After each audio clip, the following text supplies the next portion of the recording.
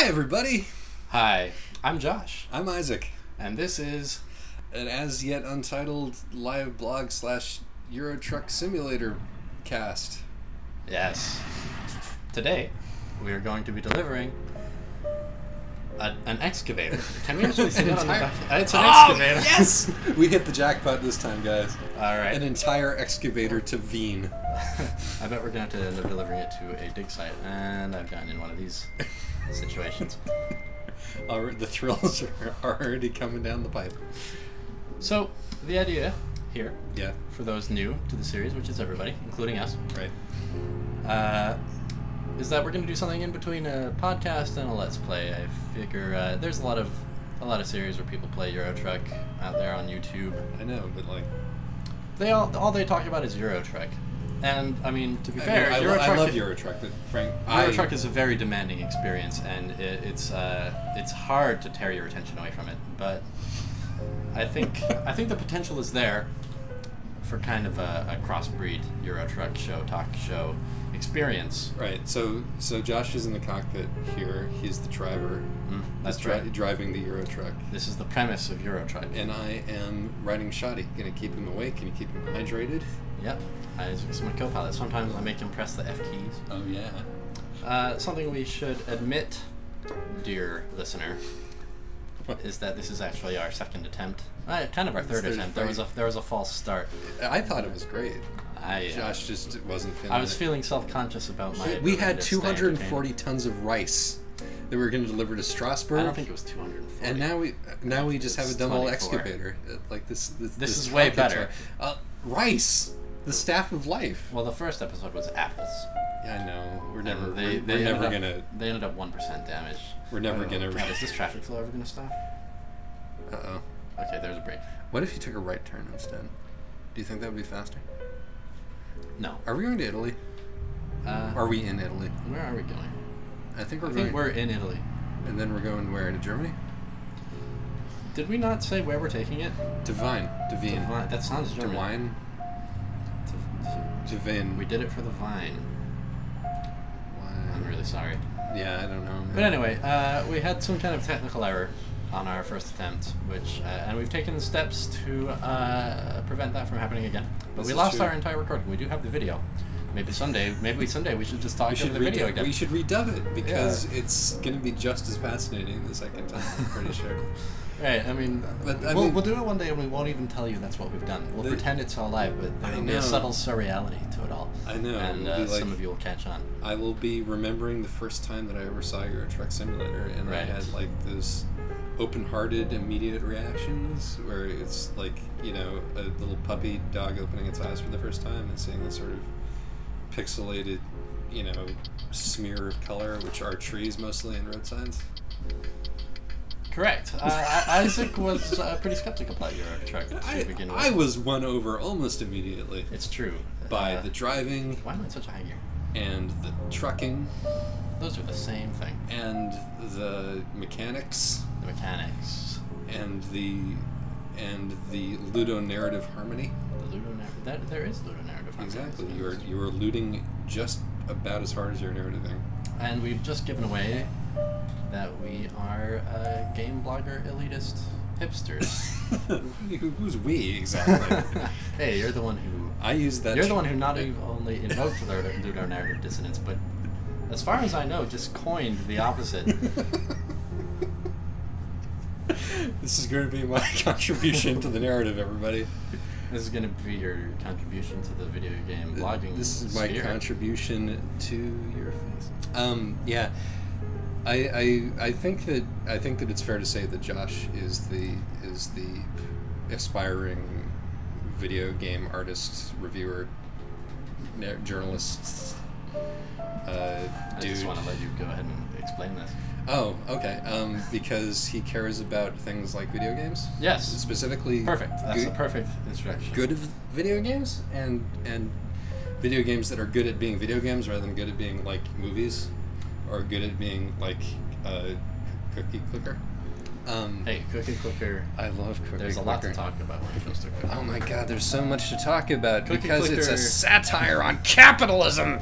I'm sorry. Is it? Is it? I'm pretty sure it is, yeah. You've played a lot more Cookie Clicker than I have. I mean, maybe you should tell us about that. Is that really what you want to lead maybe off we'll with save here? that for later. Is me talking about fucking Cookie Clicker? Maybe we should file that one away. Yeah, maybe it's just like... Where was I? I don't know. There are some people find Cookie Clicker just endlessly fascinating as a concept. Cookie Clicker but as a gameplay, is a lot like Grand Theft Auto 5 in that it's terrible, but it's very interesting. But it costs so much less to make it. I wonder. And it has equal artistic worth, right? All those cookies couldn't that's have been totally cheap. what you said there. That they're basically artistically the same thing. Cookie Clicker and Grand Theft Auto 5. I think they're about as good as each other. I think I could make that case. All right, now we're on. So expand on that if you would. Well, let's see. Okay, neither of them is particularly interesting in and of itself, right? Right. I mean, obviously Grand Theft Auto is a lot more complicated. That's true. And there's some bewildering aspects to how complicated it is. I mean, oh god. Oh fuck. Oh no. Oh, perfect. Oh wow. Well done. I'm sorry. I really don't want to be making this case. You can back away anytime you want. I just thought it's a. I'll spend the next little while formulating it, and I'll get back to you. All right, fair enough. But I haven't played Grand Theft Auto, but they're both positioned as satirical, right? And Cookie Clicker is not only satirical externally in the way that Grand Theft Auto is, it's also satirical internally in that it is commenting on the thing that it is at the same time as commenting on the person who is playing it. I think Grand Theft Auto wants to do that. And that it wants to be a metagame. It wants to be a not video game about video games. Not in the same way, but I do think Grand Theft Auto is... I mean, certainly in the old days, this is a point Lee Alexander raised, is that back in the days of Grand Theft Auto 3 and so on, Vice City, all those, like, Grand Theft Auto was actually kind of subversive in its way. It was intentionally pushing the limits of what video games were allowed to do. This is subversive in the same way that Mortal Kombat was subversive? Yeah. But maybe with more... Well, no, probably with about the same amount of awareness, actually. I wasn't really around for when Mortal Kombat happened, but... I think that that as in terms of awareness, Mortal Kombat was mostly about being as mercenary as possible, about people giving them money for being shocking. I see. Right, in Grand Theft Auto, I mean, the days of Grand Theft Auto were the days of Jack Thompson, right? There was... Potentially. Yeah, there was a lot more... I'm saying that because I don't know who Jack Thompson is. Oh, Jack Thompson was a lawyer from Miami who... Oh, right. Is he the guy who did the... Oh, right. Jack Thompson. Oh, yeah, of course. Yeah. They feuded with the Penny Arcade guys, and they should all have died in, like, a massive multi-suicide. Everybody on both sides of it. Yeah, just exploded. Right. Jack Thompson raised a huge stink in the gaming community for being the anti-games lawyer. He thought that... He was pretty insane. No, I remember him. I'm fairly... He was kind of an Ann Coulter figure, and that, like, it seemed clear that he was... Definitely. Playing it up for the Benjamins. Right, and then eventually he was disbarred, so I guess that didn't work out so great for him. Oh well. But right, now Grand Theft Auto, my feeling is that it kind of wants to challenge people's preconceived notions about like the limits of video games, and maybe that was valuable in some way back in the day. At this point, though, those limits have been eroded, been pretty thoroughly established. Right, and. Lee Alexander raised the excellent point that whereas it used to be that Grand Theft Auto was maybe punching upward in some ways, it has since started punching downward at gays. The death of all satire. Transsexuals and so on. Yeah, the death of all comedy, really. Yeah, no, that's I've heard that point. I forget who made it recently, and it's like, what? It was on a fucking It Was This Racist podcast. But making this our first topic of conversation is probably going to make us fairly unpopular. Oh, really? I mean, not that I'm suggesting we compromise our views, but maybe we should start with the soft stuff. Maybe we only show this episode to your brother and then air it like as episode 6 or something. Oh yeah, good idea. Yeah, there you go. Happy Halloween, everybody. Yes. We're recording this on Halloween, which maybe that's to blame for the loss of our first recording. Maybe we have suffered from a haunting. Spirits in spooky spirits in the machine. The Ghost in the Shell. We're both rather mystified about what happened. I tried to overwrite the old test recording, and You know, this is. I'm sorry, I can't do this. This is pusillanimous, is what this is. You're going to talk about overwriting in order to stop us talking shit about I'm Grand kind Theft of Auto. interested if one of our manifold viewers can explain what happened to me. But maybe you're right. That is bunk. I'm sorry, that is straight up bunk. Oh, Jesus Christ. I'm looking over a four-leaf clover that I've overlooked before. One is the other one's I ran him over with. So you want to talk about your truck simulator? Oh right, yeah. I'm really enjoying this roundabout. This roundabout. Yeah. I meant in a more general sense. Tell us about your what as a piece of art. Tell us about your recent experience of coming around to the premise of Euro Truck Simulator. Honestly, that's what you took away from it. I mean, it was mostly just me, realizing that if I spent the whole time making jabs at what a silly endeavor this is, then, the joke would get old pretty fast. So you don't really have a stance. A stance on Euro Truck Simulator? You're assuming whatever stance on the game you think it would be most entertaining. Are you not familiar with me? This is probably this makes you an excellent co-pilot. I suppose. I will take any stance that you like, dude. I will dance for my pennies. But but in all seriousness, it seems like a fun time. I mean, I totally understand the appeal, in much the way that I understand the appeal of Cookie Clicker. Yes. Cookie Clicker is really the game. The game. The The game? I don't know, is that how that's pronounced? I think it is. The game. Yeah. It's the Paleolithic game of games in 2013. I mean, it's essentially a very fast JRPG. Let's say that. Yeah, whereas this is a very slow JRPG. It actually, you're not even familiar with the metagame. Like, all you've seen is the driving, and that's all I really intend to show in these videos. I saw you level up. You saw me level up, but there's a career aspect to this. All I'm doing right now is taking the quick jobs, but you can buy your own truck, you can hire truck drivers, you can expand your trucking empire. I mean, it is extremely quick. It is a very slow JRPG in that JRPGs are like gussied up life simulators. In that, what you do in life tends to be to earn money very slowly and then invest that money in improvements to your life. Or at least in improvements to your ability to earn that money. Yes, exactly. It's about capitalism, just like Cookie Clicker. Oh my God, everything's about capitalism, Josh. This is particularly about capitalism because you are actually involved in participating in the service economy. Really, it's not even a metaphor. I am the grease in the wheels of capitalism. You are the greasy wheel. You are the greasy extractor puller. And you're the third wheel. Oh. I feel like my contribution is important.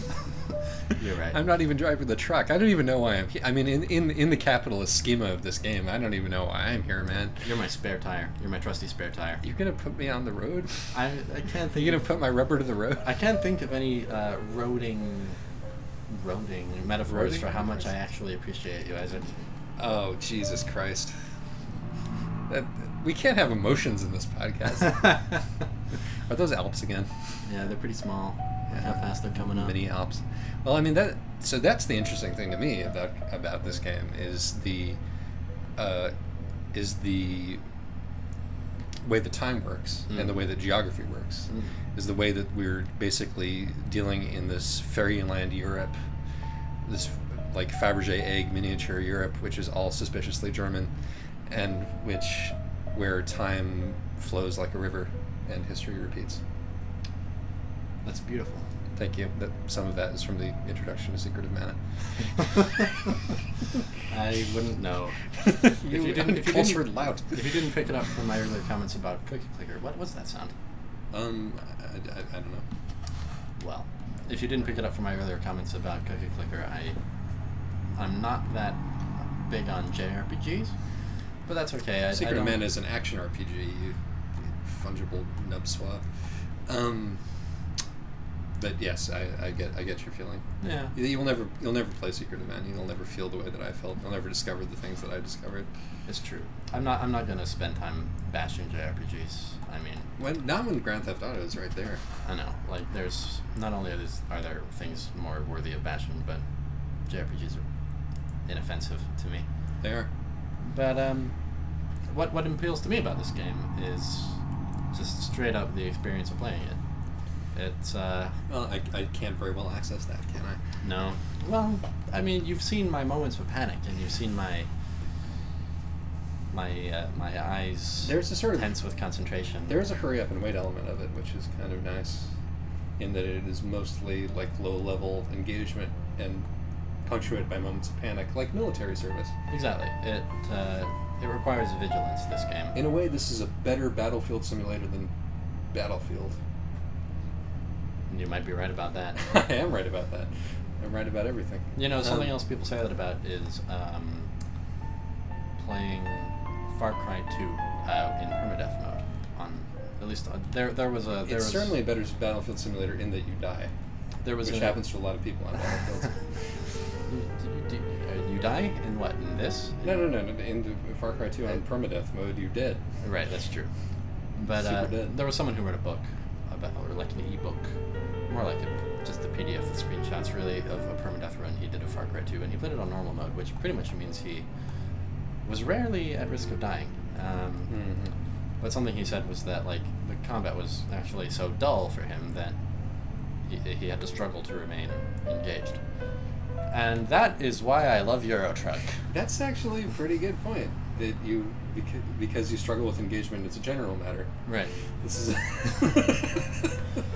this is a metaphor. In a way, this is why Euro Truck is the perfect choice for this project. Right. Because yes. Do you want to explore the meta narrative of this project itself? I think I'll do that. See, ladies and gentlemen.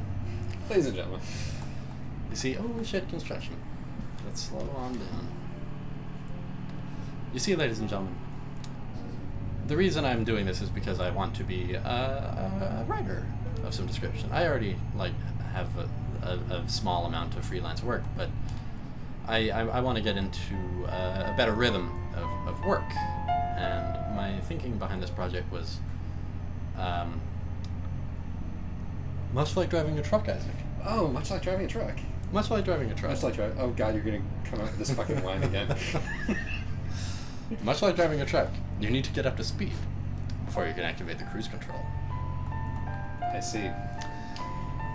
You know, the first time I heard that line, I cavilled with the cruise control part, but now I'm cavilling with the whole thing. I'm cavilling broadly. Oh shit, I knocked over my fucking Spill something on my floor? Yeah, hang on.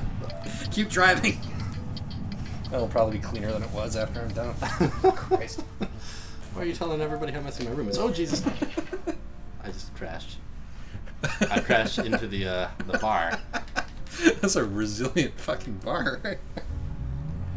Oh God, there's not enough leftover takeout napkins, although there's a striking number of leftover takeout napkins within my arm's reach. What did you spill? It's just water. It's just water. Okay, no big deal, Yeah, man. it's all good. It's all good. I'm just, you know. You know what happened when my air conditioner pissed all over the floor? Yeah? You remember that? I think you indicated this was a habit that your air conditioner got into. It did. It was a terrible thing.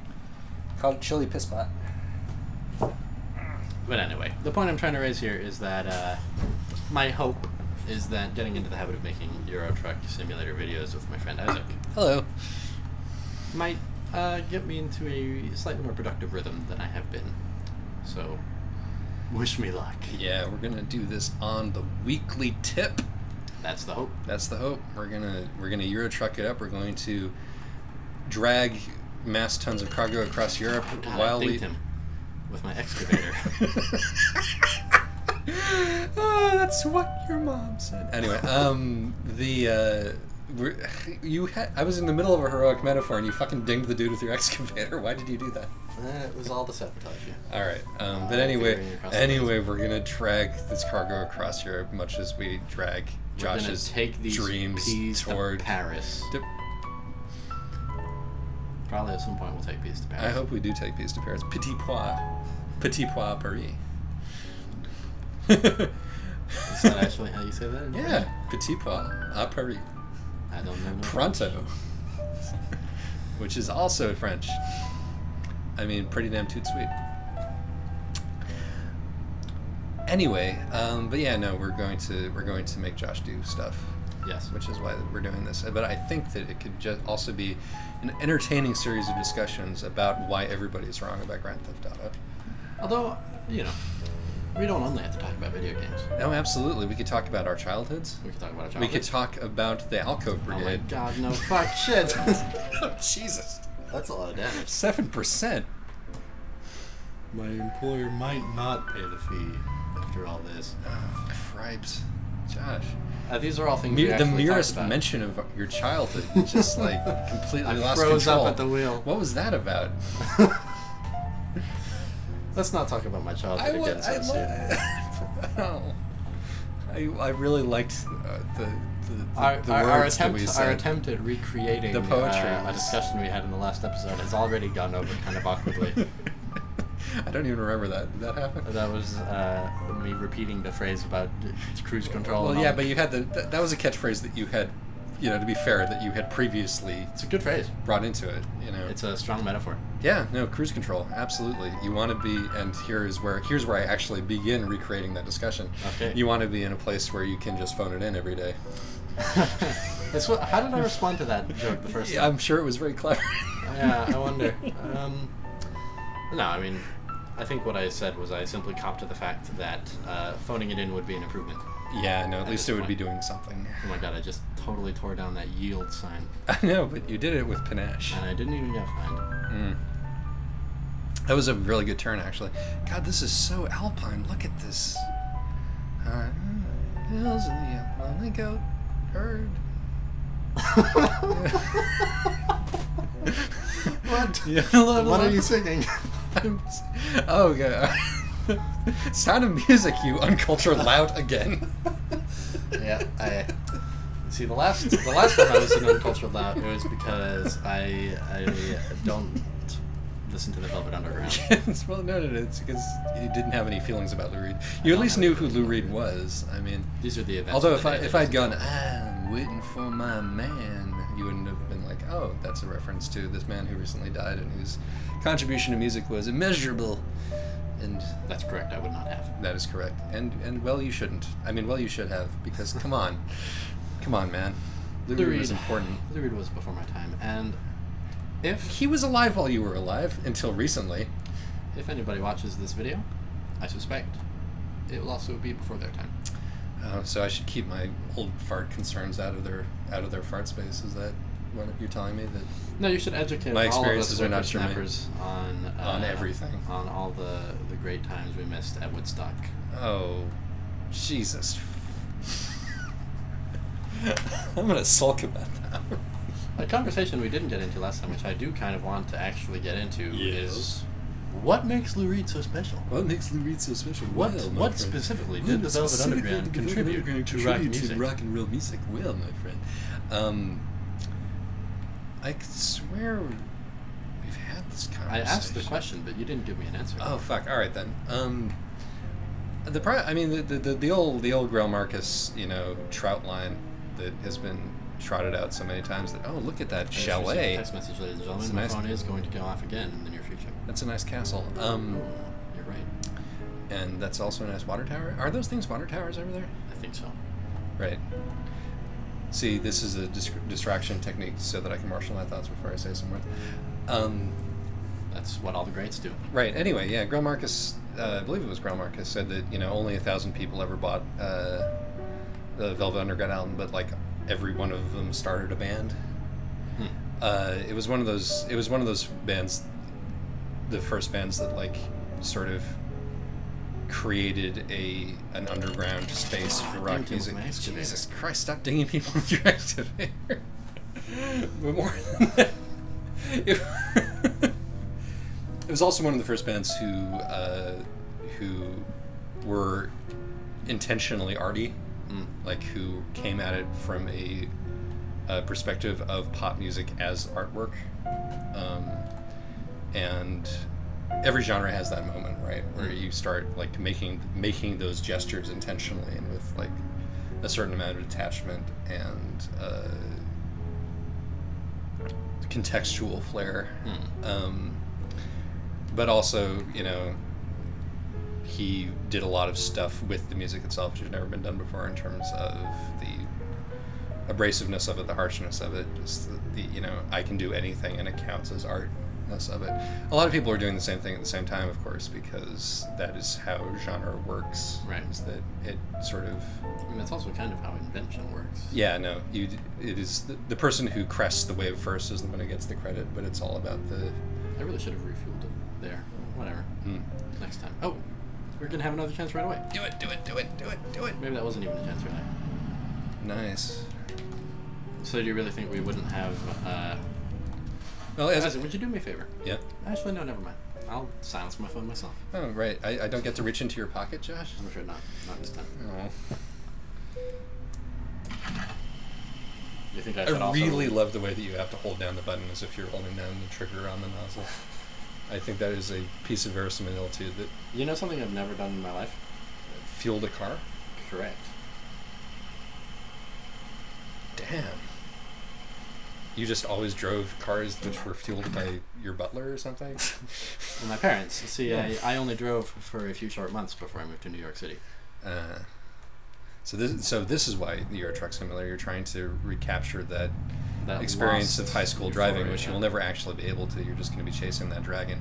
Yeah. Much the same way that people play... Much for the same reason that people play dating sims, in fact. Oh, God. That's correct. Oh, this isn't really a parking space. Nope. Of course not. You don't need to rest. Yeah. You need to get back on the road. No, look at that blue thing in my bed. Look at all that blue in my bed. I don't see any... Oh, there's your bed. I was looking at... What's the thing next to the nozzle? God, what the... That squirrel. Next to the nozzle? Pretty sure it was a squirrel. I think that's my truck damage. Oh.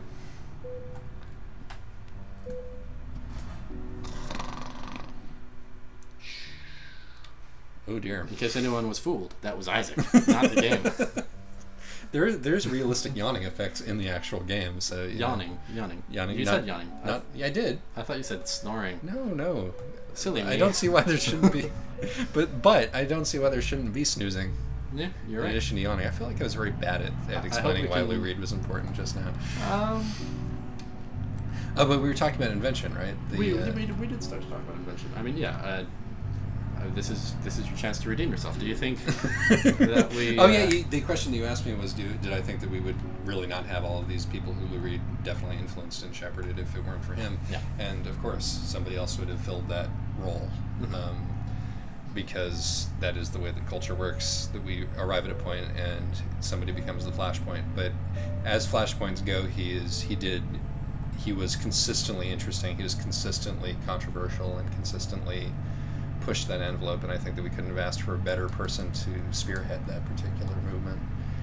That he was instrumental in punk, he was instrumental in sort of the creation of this sort of androgynous thing. I think that Bowie would not have been Bowie without Lou Reed, which is something that people don't understand. Interesting. Maybe everybody watching this video understands that perfectly, and they are currently bored out of their minds. Well, maybe everybody watching this video currently consists of your mom. My mom... Or your brother? Is not in a position to Probably watch this your video. brother. My brother will definitely watch this video, yes. Yeah. And I don't think my brother did understand that by the Velvet Underground. Well, then I just educated the fucking populace. Maybe you've won a heart and a mind. Yeah, almost certainly. I've won all sorts of hearts and minds in my time. But yeah, no, he's important for queer representation in art. He was important for the idea of counterculture. He was important for keeping Laurie Anderson happy. I'm inclined to believe you. Laurie Anderson I do like. Laurie Anderson, I think Oh Superman is probably one of my favorite pieces of art. Exactly. The first time I tried to show Oh Superman to a friend of mine, he couldn't get past that looping sample. Well, Philistines abound, yeah. But let's talk about the ways in which this is like a dating sim. Well, it was you who raised that idea. Yeah, and you told me I was right. So you are right. In what way am I right? Well, okay. Maybe you're not right. While I was whimsically admitting the fact that I was playing this game to recapture the experience of driving that I Can I just say that's a lovely full moon? It is sort of being partially obscured on the side mirror. That's lovely. Anyway, yes? Isn't it funny how night kind of changes the mood of the game? It does. Oh, God, it does. Is the moon always full? Probably. Oh, that's a problem. This game is, I mean, as good as all games look these days, this game's kind of on a budget. I'm sorry, but anyway, as you were saying. Yeah. While I was whimsically acknowledging the fact that I was playing this game because I regret having not driven in my youth, then yes, this game was filling the same function as a dating simulator. But no, I don't particularly wish I had driven more in my teen years. In fact, particularly more semi-trucks. The semi-truck is to the family sedan as a dating sim is to a real one. Frankly, oops, Jesus. I almost went to Salzburg there. As you can see, I'm not that good of a driver, and I have never been that into the experience of driving, of piloting a heavy chunk of metal, and kind of, I don't know, like some of the times I've experienced mortal terror have been like going onto highways. So there's another level on which this is a way of dealing with that. With that trauma. I wouldn't say that. This provides the dream of the open road without any of the real drudgery. Personal terror. Yeah. Well, it's drudgery is one thing, but I mean, time collapse that this game is, it is still just fucking driving for an hour and change. Right. I mean, vigilance. Staying on the road. Vigilance with like real life stakes is a little bit less fun than imaginary vigilance. Don't you think so? Doesn't the chemicals that make in your brain kind of make you happy a little bit? I mean, okay, maybe if I were given the opportunity to drive a real truck on a real delivery one time, I would do it. See, no, it's possible that this is just your destiny here that you've discovered in Euro Truck Simulator. But I'm positive that I wouldn't want to make it my career. What if there were all the podcasts to listen to forever? I mean, what if you could play video games in your Google Glass? Oh, God. Does Google Glass even have games? Probably. I've totally lost the thread of what I was saying. Check out Rosy Fingered Dawn over there. Oh, God. Oh, you know what? Actually, no, turn your headlights off again. Oh, that's beautiful. Yeah. Look at that. That really captures the feeling of having driven all night and the sun just starting to peak up, which is an experience that I do not recommend to anybody at all, by the way. Under what condition? Oh, you've done road trips not too long ago. I do road trips when I can. They're one of the great pleasures, and it's one of the only like really like hands down American apple pie activities that I really enjoy. How much was it like this? How much is taking a road trip like playing Euro Truck Simulator? Yes. And talking with your friend. Well, first of all, I tend to listen to music on the road trip. Is there an in-game radio here like there is in Grand Theft Auto? There is, in fact. Oh, sweet. There. It doesn't have licensed tracks. It just has a selection of streams to actual European radio stations. Oh my God, that's fantastic. It is. Why aren't we listening to music while we do this? Maybe next time. Turn on the fucking radio and we can. I'm a little. I'm a little wary of... Yeah, I would be too if I were you. I mean, I was going to say I was a little wary of trusting our connection to handle a music stream for an hour straight. Well, and there's always also the possibility that it would be more entertaining than us talking. But I will say that when I was young, I did have fantasies of being a truck driver. Oh, that's cool. I always wanted to be a mailman. The whole about being a mailman appealed to you. You explain that while I try to figure out why I wanted to be a trucker. See, I knew we would end up talking about our childhood. It's just the only thing that there is, really. It's just trauma after trauma. I mean, driving takes me back to my childhood. It does that because... Falling asleep in the backseat? I stopped being in cars, for the most part, about 5 years ago. And, so the visual of being in a car kind of reminds me of the time when that happened more frequently. This is kind of returning to the womb here. Dr. Freud piloting our penis missile down the highways of Germany. We're heading to Wien, as you say. We passed under the sign that said Wien. We could have been taking... Oh, are we going to Wien? I don't think Wien... Oh, it might be. I think we're going to Wien, dude. Wow. We're totally going to Wien. This is Freudian as fuck. We're taking our shit to Wien. Happy Halloween, by the way. Happy Halloween. Yeah, it's totally Halloween right now. My phone is literally lighting up with a text message, Happy Halloween, as we speak. Right, even though it's not technically Halloween anymore. Yeah, it is. It's November. Month of despair. I think the person texting me might be part of a strange tradition where they celebrate Halloween at midnight. Bizarre. Yeah.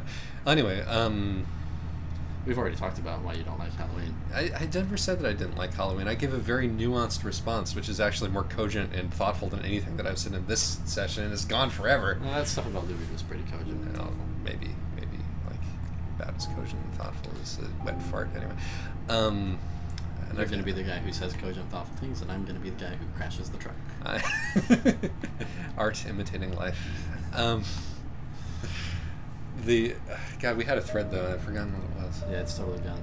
Quick, come up with something. Oh yeah, what did we want to do when we were kids? You wanted to be a fireman. No, you wanted to be a truck driver.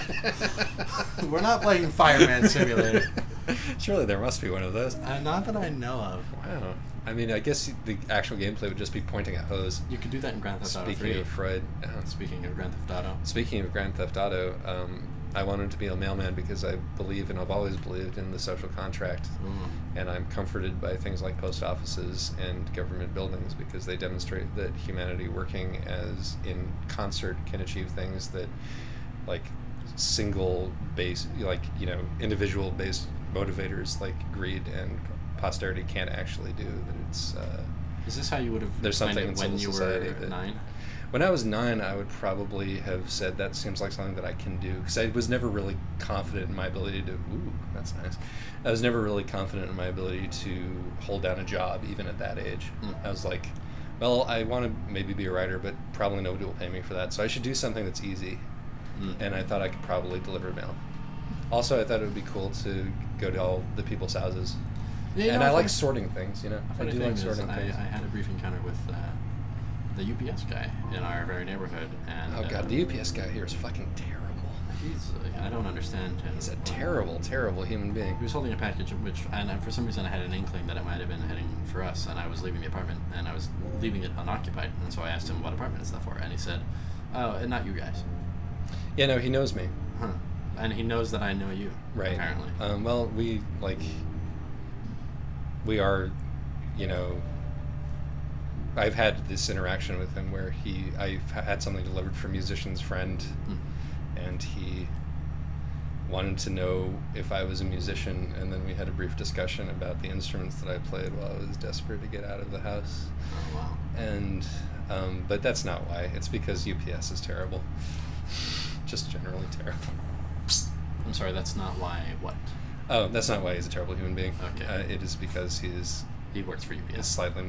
It's actually because he's a slightly slimy and slightly misogynist dude who I haven't had has said inappropriate shit to me in the process of giving me a fucking package, which is his job. But I'm so about to get fined. Look how fast I'm going.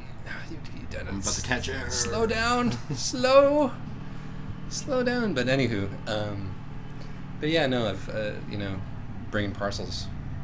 Why truck driving though? I guess something about the solitary nature of it appealed to me. Oh yeah.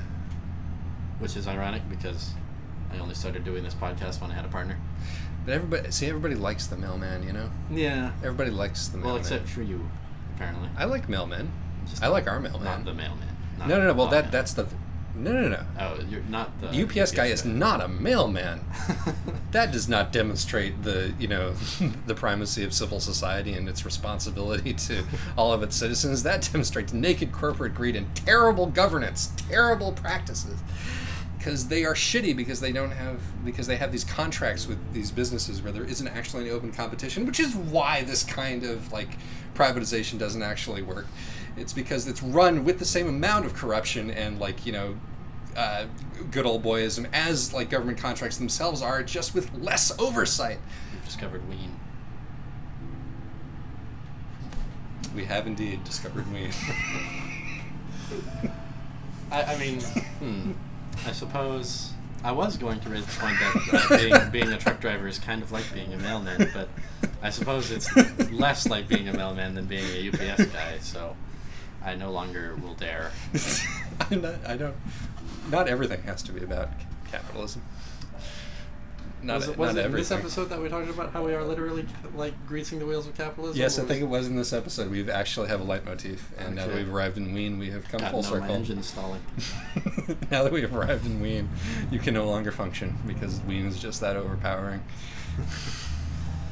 See, are we making a joke about Wien as a phallic reference or as the Fruedian term, ween, to wean off of something? Oh shit! I was just going penis. Yeah, I was going full penis all the way. It's kind of both, and that's what's so phallic about it. I know, that's what's so Fruedian about it. It's so fantastic. It's pronounced vine, almost certainly. I can't make my truck go, Isaac. Oh god! Here we go. We're fine. Performance anxiety. Why isn't he going? Oh shit, we're gonna get another red light. That is so lame. Oh man. The traffic in this game is so polite. And then you're gonna stall again. Yeah, no, it's like they're all Europeans or This something. time I'm holding the brake, we're gonna be great. Fun on the Autobahn. Fun. Do you actually get to ride on the Autobahn in this game? Yeah, we might have done it. Yeah, I think we probably did do it in this game. And you don't have a speed limit on the Autobahn. Yeah, exactly. That's probably why I was able to go 120 kilometers per hour without being fined. Fun. How about Kraftwerk? What are we delivering? An excavator. This is where we're delivering an excavator? Hang on, we're not there yet. I mean, look at the map. It's right down the block. Yeah, no, maybe it's a construction site. Maybe. I mean, there's construction going on over there on our left. You're right. I suppose. He said, making a context-based judgment out of it, probably randomly generated it's a landscape. roundabout. Well, fuck it. I don't care about lanes. I think I said in the last one that I'm glad that I don't drive anywhere with you in real life. It's true. Last time I was in a car. Well, no, not last time I was in a car, but I was in a car accident quite recently. Did you drive? No, I wasn't driving. Yeah, I'm not even gonna try and park this properly. I bet you can. Oh, no fucking way. Okay, fine. I will try. You know, this is basically the one part of the game that requires mad skills, so you should I should give it a shot. Yeah. All right. Brake. Oh, cheap. Hey. Oh god, we're so pretty. Shift into reverse. That's better. So at this point, we should probably, you know, since this is going to be the final element of every one that we do, we should probably share our final thoughts and reflections on the many topics that we've covered over the course of this. If you had to sum up this experience, Josh, how would you sum it up? I have to say, the second hour was harder than the first. Well, you know, we were fresh. That's a promise, ladies and gentlemen. Next episode's going to be better. And maybe next episode, I'll do a little bit of a better job of parking. I find that incredibly unlikely. I have done this. Oh, God. I'm not doing anything to prove that. I don't know. I actually think that one more attempt and then I give up. In terms of content, I think this one was superior, though. I think the extra effort actually paid off, although it was less spontaneous, mayhap. I think that we talked about more interesting things. All right. Well, I'm glad of that vote of confidence. Oh, God. There's no... I'm not even in the right... You want to give it a shot? No. Okay. It's over. All right. Oh, God. I'm not even close enough to give up. Let's get a little closer. Room... Fine. Tolerable. I've never received tolerable before. Whatever, they still paid me 16,000 euros. Ran into a tremendous and I'm a skilled amount. worker. Oh, God. Damn, I completely ruined the excavator. And, I didn't level up. That's right. Okay, ladies and gentlemen. Good night from me. Happy Halloween! And good night from him. Okay. Do you have the fucking recording? Yeah, looks like it. Thank God.